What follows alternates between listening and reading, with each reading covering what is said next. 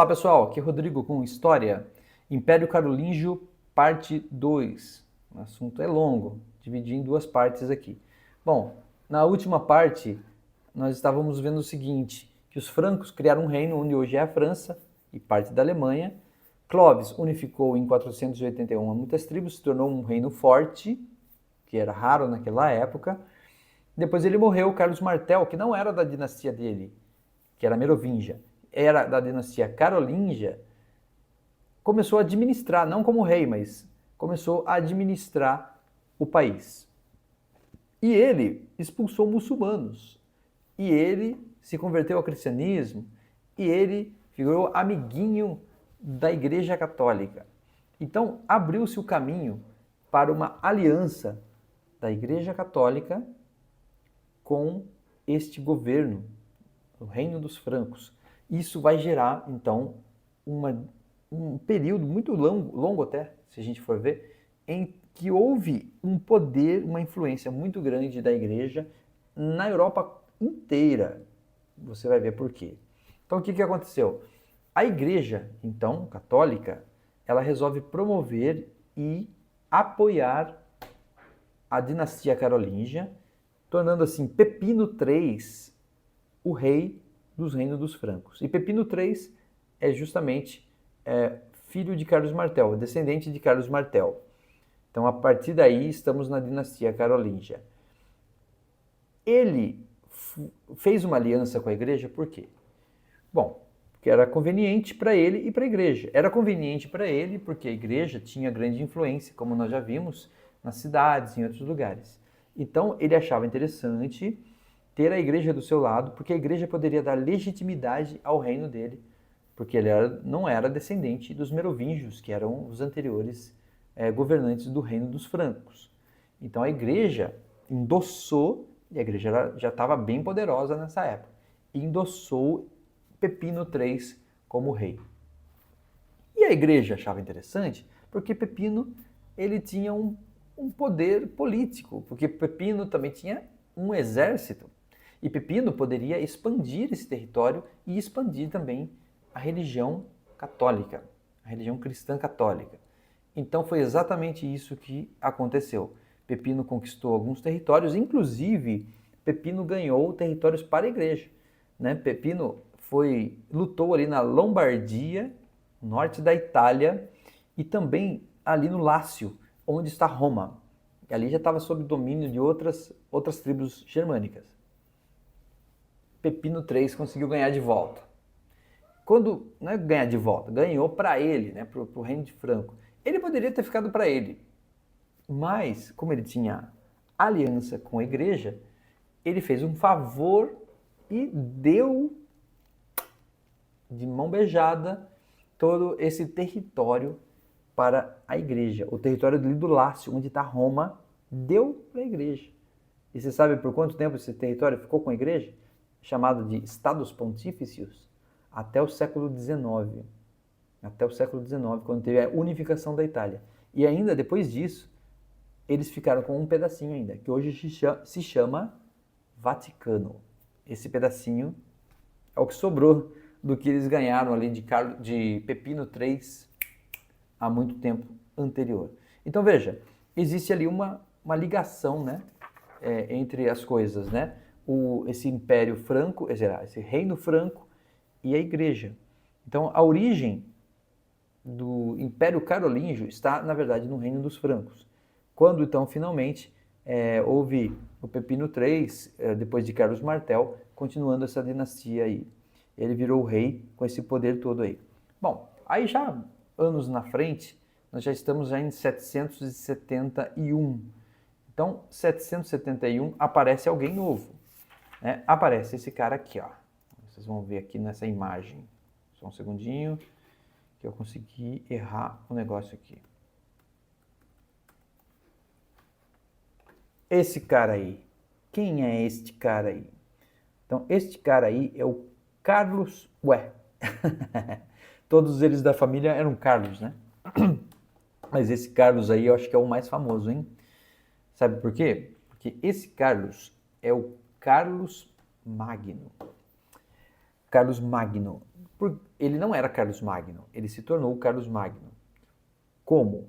Então, Carlos, ele começou a reinar e expandir o território. Então, Carlos, ele era conquistador, ele era administrador, ele era empreendedor. Esse cara aí pegou o reino dos francos e, perdão, elevou a um outro patamar. E ele ainda estava ali em conchavo com a igreja. E ele estava em tanto conchavo com a igreja que no ano 800 ele é coroado imperador pela igreja, pelo Papa. O Papa coroou Carlos, o filho do Pepino, ele era filho do Pepino, como o imperador. Ele não era mais rei do reino dos francos. Então a ideia agora é que ele fosse imperador e ele até recebeu o título de Carlos Magno, que significa Carlos o Grandão, Carlos o maior de todos, o Magno. Poderoso, hein? Veja, a igreja deu esse poder para ele, coroando ele com a ideia de que ele poderia ser o imperador do Império Romano, o antigo Império Romano. A ideia era reestabelecer o antigo Império Romano, o poderoso Império Romano, na figura de Carlos Magno. E ele era poderoso mesmo, né? Ele realmente conseguiu expandir territórios, ele conseguiu avançar tecnologicamente no exército, ele conseguiu criar administrativamente coisas grandes, né? Olha lá, expandiu territórios, fez mudanças. Quer ver só? Sobre a expansão do território, veja até onde ele chegou. Olha lá, olha quanto território ele conquistou. Tem aquela linha tracejada ali, pedaços da Espanha e Portugal, pedaços, França toda, né? Onde é a França, pedaços de onde hoje é a Alemanha, Dinamarca, uma boa parte de onde hoje é a Itália, na Península Itálica ali, na Lombardia.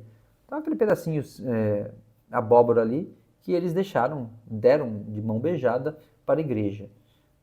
E ali ainda tinha alguns reinos vassalos lá, os croatas, os morávios, boêmios. Aquela região ali não era exatamente deles, mas eram todos vassalos, quer dizer, estava sob o domínio deles também, de Carlos Magno. Então Carlos Magno, poderosão, hein? Expandiu o seu território, ganhou muita potência, né? Ganhou o poder da igreja. Então Carlos Magno realmente começou a fazer uma organização diferente, inclusive administrativamente. Veja, ele criou umas coisas que é bem interessante de aprender. Sabe o que ele criou? Ele começou a dividir esse grande império em condados. Condados seria como se fosse pedaços, estados, cidades, talvez, né? Porções de território chamados condados. E colocou uma pessoa para governar ali. Como é o nome do cara que governa um condado? Conde. Daí surgiu a palavra conde.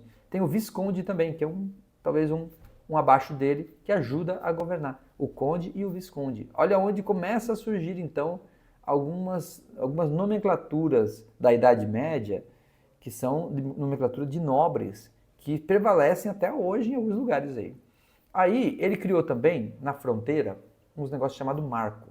Então, todas as fronteiras têm os marcos, né? São territórios de fronteira que precisam de uma atenção especial. E ali ele colocou uma pessoa diferenciada para governar o marco, que é o Marquês. Marquês, exatamente. O Marquês Sapucaí, Marquês. Esse título é o cara que cuidava ali dessa região.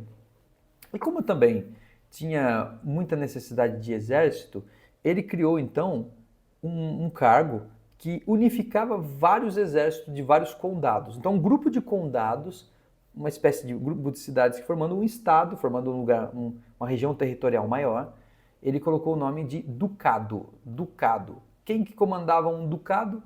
O duque. O duque, a duquesa, a esposa do duque. E assim, tem o arquiduque também. O que é o arquiduque? É o duque poderosão, que comanda todos os ducados. Isso foi surgindo, então, com o tempo e foi criado na época de Carlos Magno, no Império, que agora já é o Império Carolíngio. Já estamos no Império Carolíngio. O Reino dos Francos virou um império desde 800, do ano 800 da nossa era. Então, tudo isso foi acontecendo. Também na parte de avanços políticos e tecnológicos, né? Tecnológicos, assim, educacionais, né? Ele investiu muito em educação, que ele precisava de pessoas que entendiam de administração. Então ele criou escolas de administração. E ali ele colocava pessoas que estudavam administração e elas também se tornavam clérigos, de padres, bispos, eles se tornavam monges ou alguma coisa assim. Então ele conectou muito a educação, e aí estava surgindo até a universidade, porque ali ensinava filosofia, astronomia e assim por diante, conectou tudo isso à igreja. Então misturou tudo. Aí a religião e Império Carolíngio era praticamente a mesma coisa. E o Carlos Magno era mais poderoso que o Papa. O Papa deu o título para ele, mas a partir daí era ele quem comandava tudo. Ele era o representante de Deus na Terra. Ele escolhia os bispos, ele escolhia como ia funcionar. Os bispos depois escolhiam o Papa, mas quem escolhia os bispos era Carlos Magno. Então ele era muito, muito, muito poderoso mesmo. E o que aconteceu com o Império Carolíngio? Bom, acabou. Acabou. Por quê? Porque Carlos Magno morreu, o filho de Carlos Magno tentou manter alguma coisa, mas não estava indo bem, começou a haver crises, e aí veio os netos de Carlos Magno. Aí que eles brigaram mesmo. Eles dividiram o reino em 3. Então, os netos de Carlos Magno enfraqueceram muito o reino, né? Então, Carlos Magno morre, os netos deles dividem o império em 3, enfraquecem os reinos, e antes mesmo do ano 1000, tudo acabou, né? Opa, desculpa. Então estava assim, ó, aqui, ó, o mapa da divisão. Ficou com um dos netos dele, um outro Carlos, na região que hoje está metade da França, a outra parte da França, com mais algumas coisinhas ali, ficou para Lotário, e um pedaço que está a Alemanha hoje ficou o Luís. Então esses reinos, aos poucos, foram se desfazendo, atacados por outros povos da região ali, que ele já não era mais tão forte, ficou fraco. E aí o Império Carolíngio foi murchando aos poucos. Então houve um período em que eles eram fortes, mas ainda sobrou alguém que era forte dentro desse grupo. Quem? A Igreja Católica Romana, ou a Igreja Católica do Ocidente, que nada abalou ela nesse período aí. Os impérios foram caindo e elas continuaram. Então é isso que vai acontecer a partir de agora. Esse fim do Império Carolíngio dá início, então, ao período que nós chamamos de feudalismo. E isso é um assunto para uma outra aula. Valeu, até mais!